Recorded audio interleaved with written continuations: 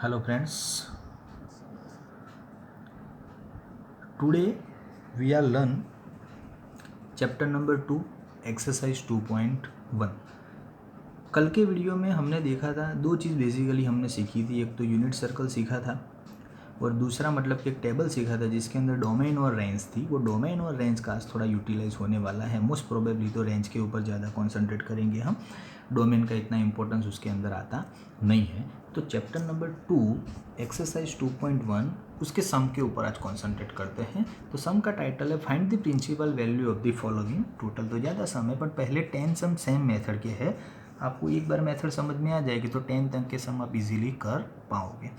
तो उसमें वैल्यू हमें ढूंढनी है। तो नंबर 1 सम है साइन इनवर्स -1/2। ये सम थोड़े बहुत chapter number 3 11 science trigonometric function के जैसे ही है ऑलमोस्ट। मैं थोड़ा आपको समझाऊँ तो पता चल जाएगा। बस इतना फ़र्क है, उसमें ट्रिगोनोमेट्रिक फंक्शन आते थे ओनली और यहाँ पे इनवर्स ट्रिगोनोमेट्रिक फंक्शन है। फर्स्ट प्रोबेबली सबसे पहले तो जो भी क्वेश्चन आपको दिया है उसको कुछ सपोज कर लेना है y के फॉर्म में, x के फॉर्म में, z के फॉर्म में, आपको जो सूटेबल लगे। y is equal to sine inverse -1/2 मैंने लिख दिया। अब साइन इनवर्स ट्रिगोनोमेट्रिक फंक्शन को पकड़ के आप सामने लाओगे तो वो कन्वर्ट हो जाएगा नॉर्मल ट्रिगोनोमेट्रिक फंक्शन में। तो साइन इनवर्स क्या बन गया, साइन y। सामने तो -1/2 पड़ा ही है। ओके, अब साइन की रेंज कल हमने एक टेबल में सीखा था, फिर भी हम यूनिट सर्कल को थोड़ा शॉर्टकट में बता देता हूँ। इस तरह के 4 क्वाड्रेंट होते हैं। यहाँ एंगल 0 आ जाएगा, ये π/2 आ जाएगा, ये -π/2 आएगा। क्यों मैंने π/2 और -π/2 दिखाया? बिकॉज ट्रिगोनोमेट्रिक फंक्शन का साइन की बात है और साइन की रेंज क्या है, -π/2 से लेके π/2। तो यहाँ से यहाँ आप जाओगे तो 2 क्वाड्रेंट कवर होते हैं, क्वाड्रेंट नंबर 4 और क्वाड्रेंट नंबर 1। 2 और 3 की बात अभी है नहीं। तो हम 4 और 1 के बीच में बस हमें ये सोचना है कि आगे माइनस है तो साइन की वैल्यू माइनस कौन से क्वाड्रेंट में है। तो फर्स्ट क्वाड्रेंट में all are the value are positive but in fourth quadrant sine is negative. So हमें फोर्थ क्वाड्रेंट को रेफरेंस लेके चलना है। थोड़ी देर के लिए माइनस वैसे के वैसे रखो। जस्ट इतना सोचो कि साइन की वैल्यू 1/2 कहाँ पे है, तो 30 डिग्री पे। उसको रेडियन में बोलते हैं π/6। आपको दिख रहा है साइन π/6। अभी जैसे फर्स्ट क्वाड्रेंट में यहाँ से यहाँ लेके सभी एंगल पॉजिटिव होते हैं, वैसे फोर्थ क्वाड्रेंट में सभी एंगल नेगेटिव होते हैं। जैसे फर्स्ट क्वाड्रेंट में π/3 तो यहाँ पे -π/3, π/6 तो यहाँ पे -π/6, π/2 तो यहाँ पे -π/2। तो π/6 को फोर्थ क्वाड्रेंट में दिखाना है तो आगे वाला माइनस है वो एंगल में कन्वर्ट हो जाएगा और आगे क्या हो जाएगा, प्लस। इधर भी साइन, इधर भी साइन, तो y is equal to -π/6। This is the answer. Understand everybody? बहुत सिंपल है, कुछ नहीं है। फोर्थ क्वाड्रेंट था, माइनस में एंगल को रिप्रेजेंट करना था तो एंगल माइनस बन गया, आगे की वैल्यू क्या बन गई, प्लस बन गई। Second example, cos inverse √3/2। ये बहुत इजी है।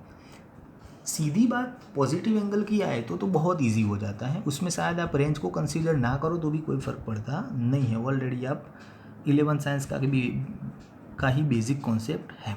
सबसे पहले वही y के फॉर्म में कन्वर्ट कर दो, cos इनवर्स को सामने लाओ, cos y, ये 3 स्टेप तो डिट्टो कॉपी कर ही देने के, कोई भी सम हो कुछ सोचने का नहीं। चलो पॉजिटिव था तो हमें सीधा पता था कि cos की वैल्यू √3/2 कहाँ पे, तो π/6 पे 30 डिग्री। इधर भी cos, इधर भी cos, सीधा y इज इक्वल टू π/6। कहीं पे भी रेंज की ज़रूरत अभी नहीं पड़ी क्योंकि पहले ही हमारे पास पॉजिटिव एंगल था तो फर्स्ट क्वाड्रेंट में उसकी बात हमने ख़त्म कर दी, इसलिए ज़्यादातर प्रॉब्लम हुआ नहीं। But according to the range जाते हैं तो cos की रेंज है 0 से लेके पाई, तो ये 0 हो रही पाई। तो मेरे पास दो ऑप्शन है, क्वाड्रेंट 1 एंड क्वाड्रेंट 2। तो फर्स्ट क्वाड्रेंट में तो cos पॉजिटिव है तो मैंने फर्स्ट की ही बात की। सेकंड में तो cos नेगेटिव है तो वैसे भी मेरे को सेकंड की तो बात करनी ही थी ही नहीं। तो फर्स्ट क्वाड्रेंट में बात खत्म हो गई, इसीलिए उसके ऊपर ज़्यादा मतलब कि कॉन्सेंट्रेट करना रेंज के ऊपर पड़ा नहीं। नंबर 3 पे चलते हैं तो सेम वे, वही पॉजिटिव की बात है। पहले y के फॉर्म में ले दो, कॉसेक को इधर लाओ तो cosec y is equal to 2। यहाँ तक तो सेम कॉमन चीज़ है। अगेन बात पॉजिटिव की है तो cosec में वैल्यू 2 कहाँ पे होती है, तो अगेन 30 डिग्री π/6 पे। यहाँ पे भी दोनों तरफ cosec y is equal to π/6। Example ख़त्म। दूसरा और तीसरा बिल्कुल ईजी, बस यहाँ पे दो ही तरह के पैटर्न के सम है। एक नेगेटिव वाले सम आएंगे, दूसरे पॉजिटिव वाले आएंगे।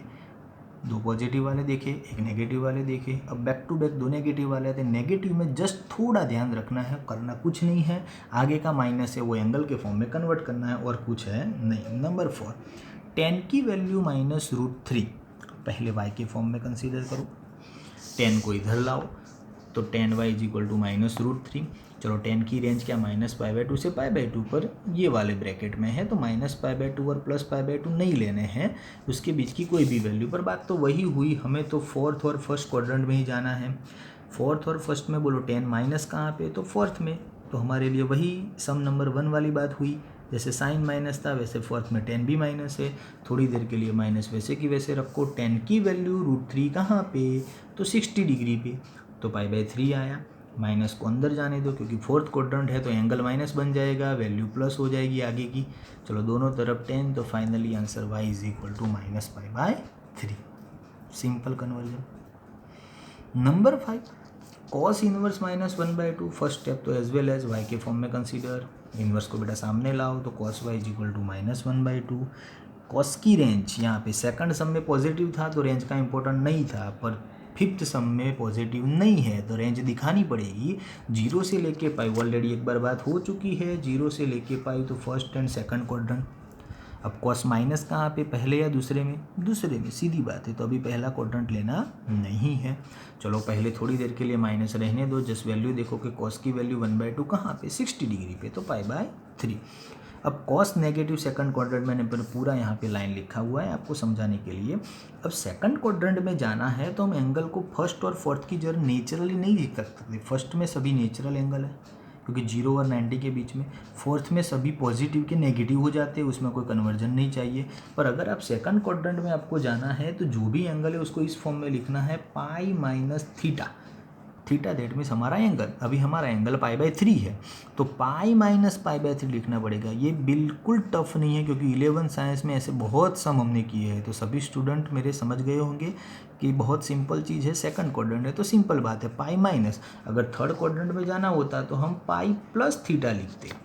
बस ये दोनों चीज़ समझनी है।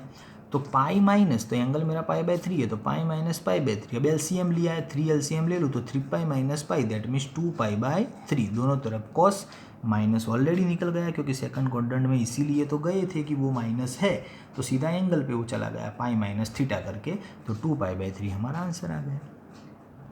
बोलो समझ में आ गया सभी को? बस ये चीज़ नहीं थोड़ी सीखनी थी। 5 सम सिखा दिए, इसमें ऑलमोस्ट सभी पैटर्न के सम आ गए। माइनस वाले हमने 3 देखे, प्लस वाले हमने 2 देखे, तो ऐसे टोटल 10 सम है। तो मैं आपको प्रैक्टिस के लिए और 5 सम देता हूँ। ओके, जिसके पास टेक्स्ट बुक है उनके पास तो वैसे भी क्वेश्चन का ऑप्शन है ही, पर नहीं है तो मैंने यहाँ पे लिख के दिए हैं, तो आपको क्वेश्चन के लिए कोई टेंशन लेने की ज़रूरत नहीं है।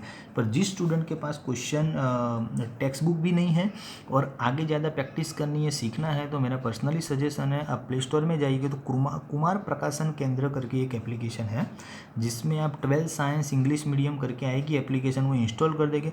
पूरी टेक्स्ट बुक का सॉल्यूशन और एक्स्ट्रा सम भी उसके अंदर प्रैक्टिस के लिए दिए हुए हैं। जिसको ज़्यादा प्रैक्टिस करनी हो या तो घर पे बैठ के कुछ सम आगे भी लर्न करने हो तो फुल्ली सॉल्व सम आपको उसके अंदर दिखेंगे। तो जिसके पास टेक्स्ट बुक नहीं है वो मतलब कि इजीली उसका यूज़ कर सकता है। बाकी मैंने यहाँ पे क्वेश्चन तो लिखे हुए ही है।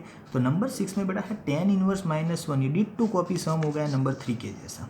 -√3 की जगह -1, तो एंगल π/3 की जगह पे 1 है तो π/4 होता है। sec inverse 2/3 ditto copy second और थर्ड सम के जैसा।